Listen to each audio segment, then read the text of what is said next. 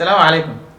Waxyaabaha inta badan dadku iska indhatiraan waxaa ka mid ah ahmiyadda wax isku qorsheynta iyo agaasinka.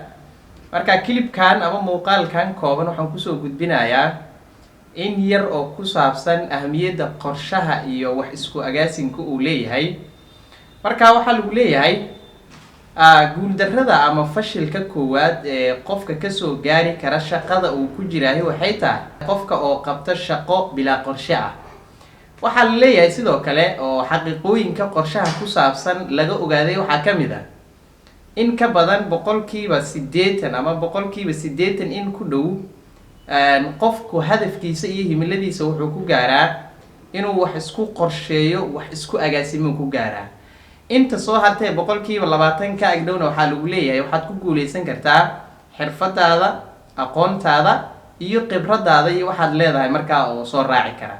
halkaa marka waxaa ka dareemaysaa in qorshuhu uu xitaa marmarka qaar ka muhiimsan yahay aqoonta iyo khibradda aad leedahay oo shaqadaas aad ku qabanayso.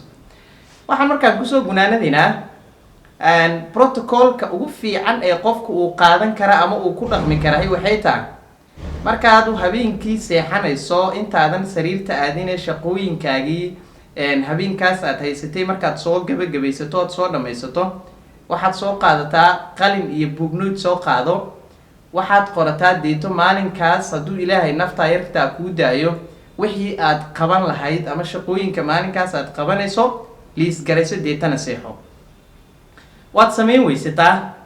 optionka labaad ee kuu furan markaa wuxuu yahay subaxii markaad soo toosto gurigaaga intaadan ka bixin ama intaadan hawlahaaga aadan bilaabin waxaad soo qaadataa noodkaaga iyo qalinkaaga deetana waxaa liis garaysataa oo aad qorataa shaqooyinka maalinkaas ku yaala adoo u kala qoranaya qaababka ama siday u kala muhiimsan yihiin.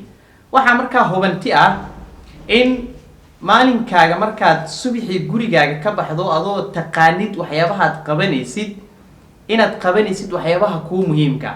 maalinkii markuu kuusoo dhammaadee gurigaaga aad kusoo laabatid waxaad dib u fiirinaysaa noodkii saaka aad qoratay ama xalinta aad qorataa dib u fiirinaysaa. waxaad isweydiinaysaa hal su-aal baad isweydiinaysaa oo ah maxaa fulay maxaase fuli waaye. wixii fulay waad qabatay, it's good. wixii aan fulin amaad qaban weysay maalinkaa xigaa ku dar. marka this is the importance of planning. Thank you.